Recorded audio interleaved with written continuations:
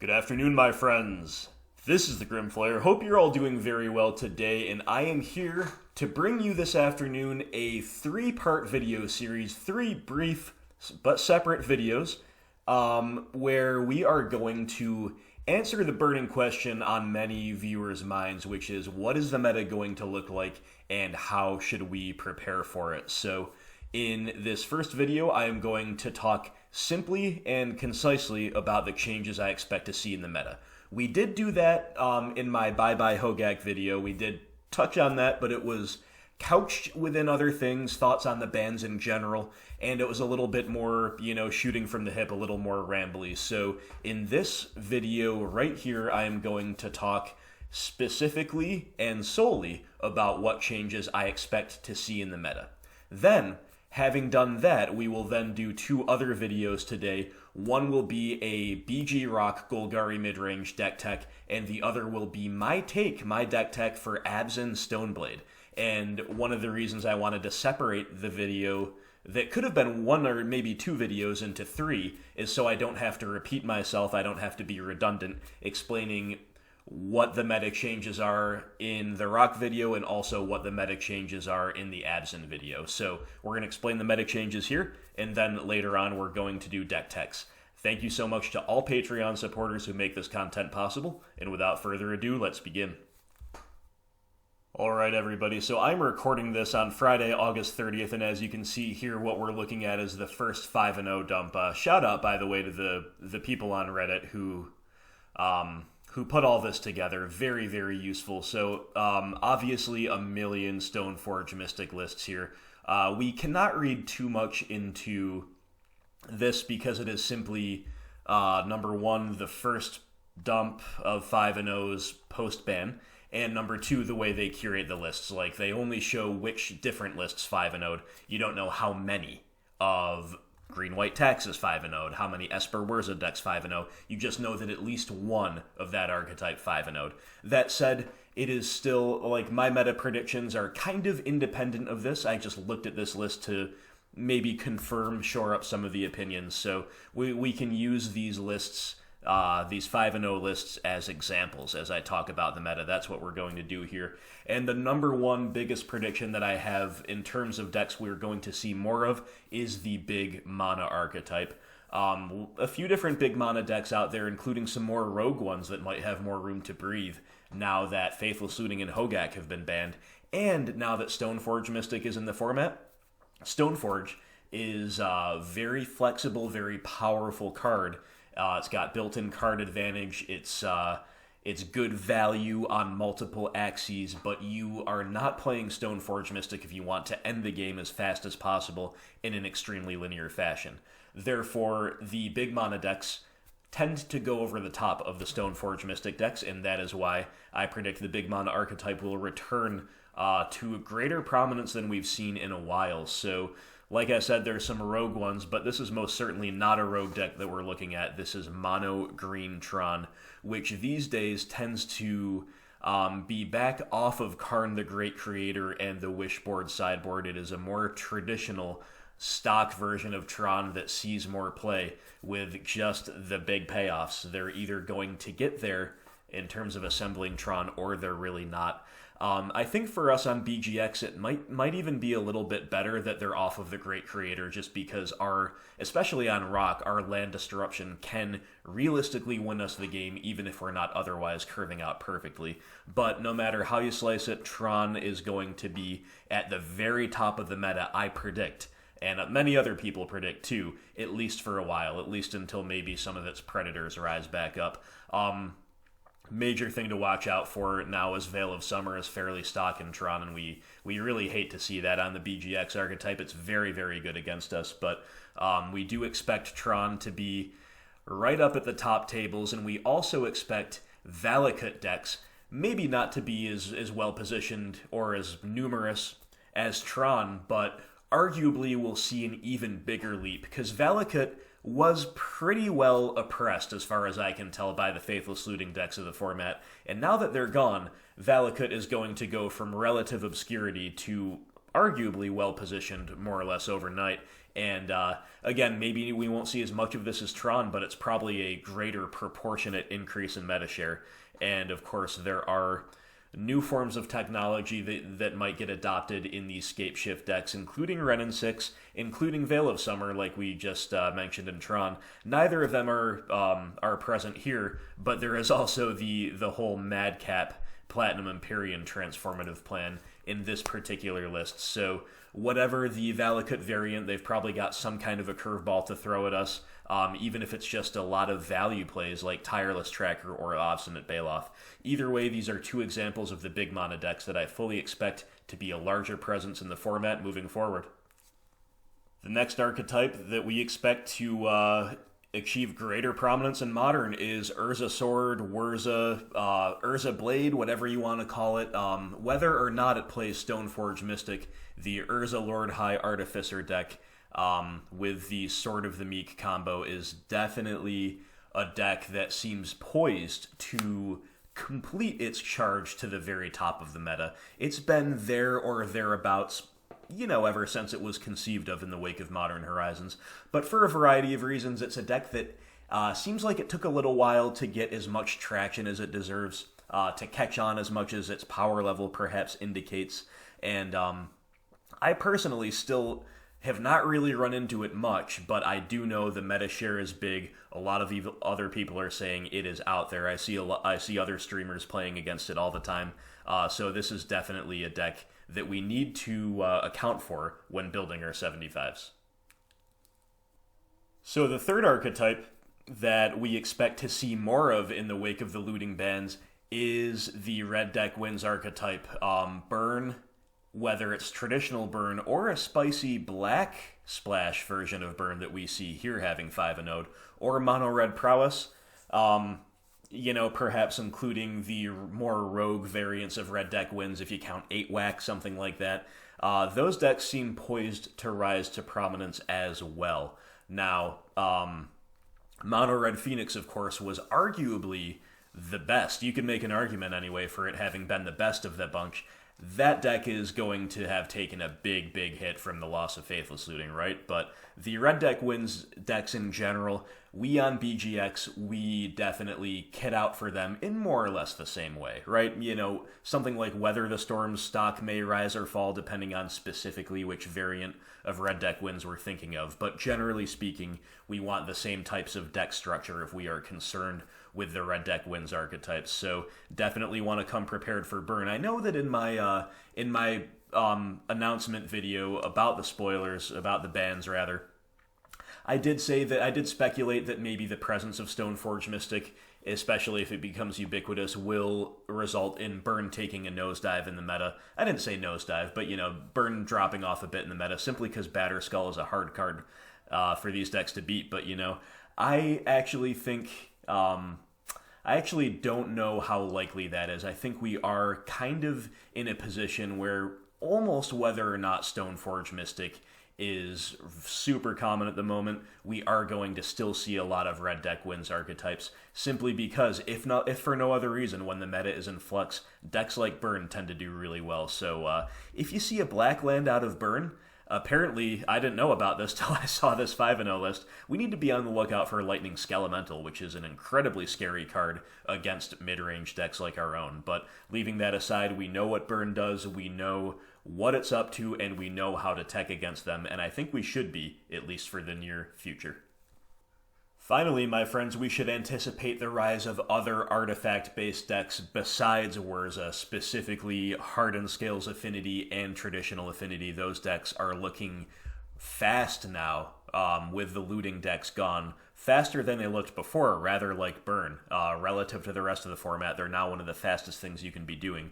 And of course, they've got all kinds of grind power, they've got all kinds of lines of attack, different axes on which they can actually execute their plan and win the game and do some really busted stuff. So we definitely want to be hyper vigilant at the moment, make sure we have enough artifact interaction in our sideboards. Now, it is worth saying, it is worth briefly mentioning that of the various archetypes rises that I've identified so far, this one could, in theory, be the shortest lived, especially if Urza becomes the deck to beat of the format. There may be too much splash damage to these affinity archetypes, too much residual damage from everyone else's high amounts of artifact hate to make them as viable in the format as they once were, especially if Stoneforge Mystic brings back a lot more interaction into the format. So we'll see how that goes, but either way, for now, I think we need to be prepared to fight decks like this.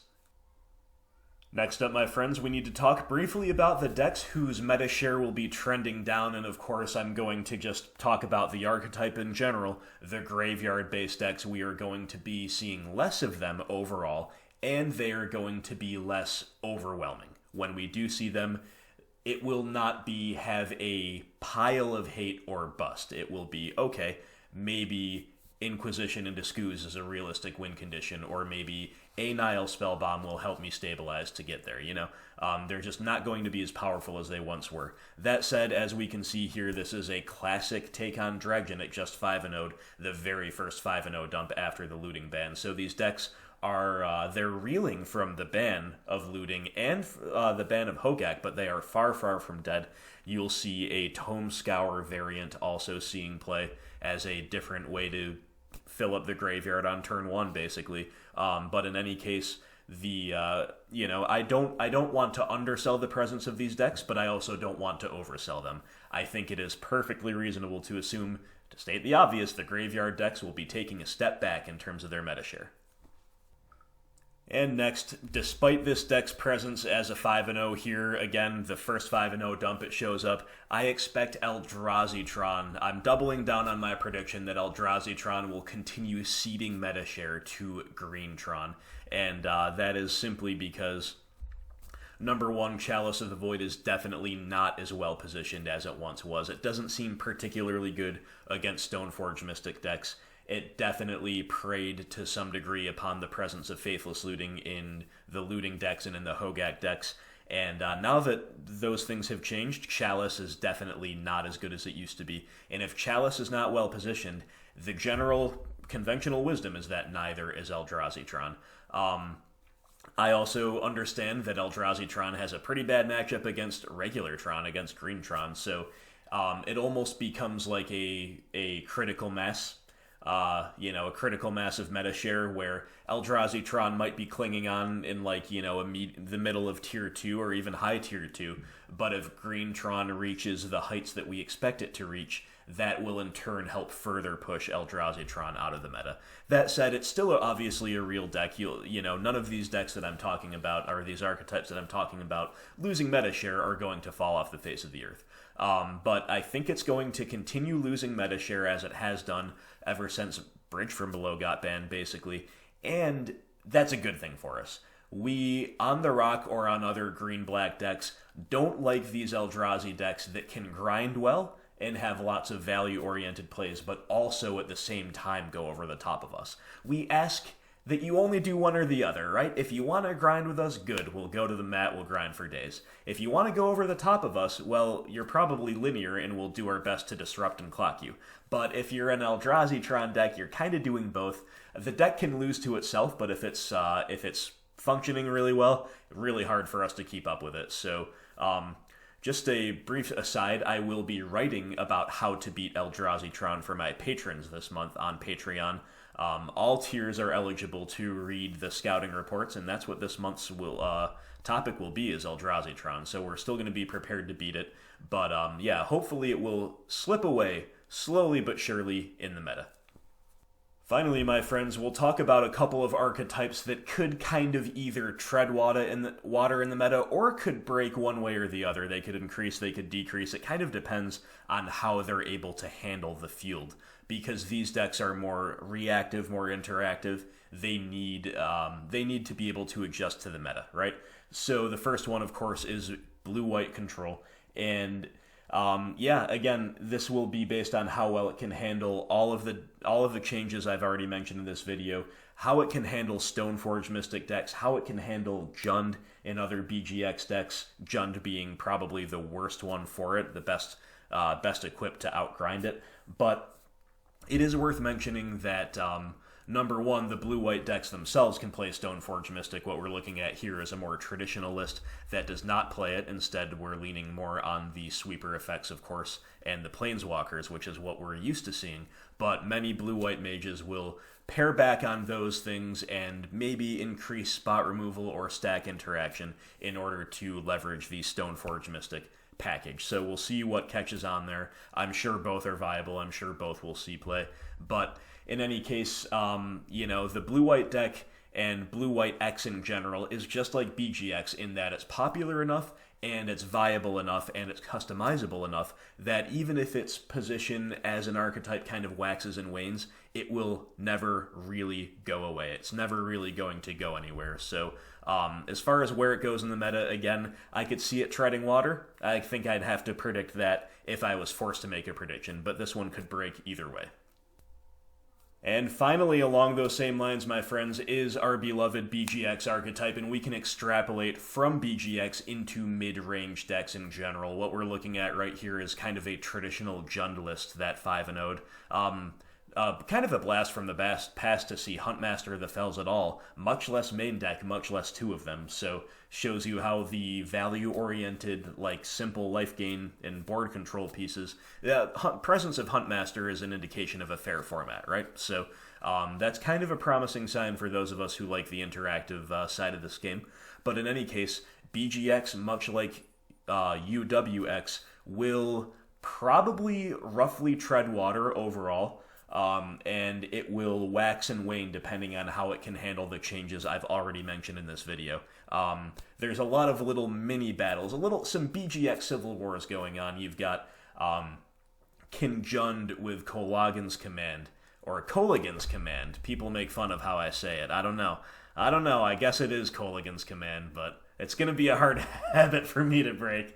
Anyway, Jund with Coligan's Command could be a good way to tamp down on Stoneforge Mystic decks, especially because Jund has a bunch of other 2-for-1s where that came from.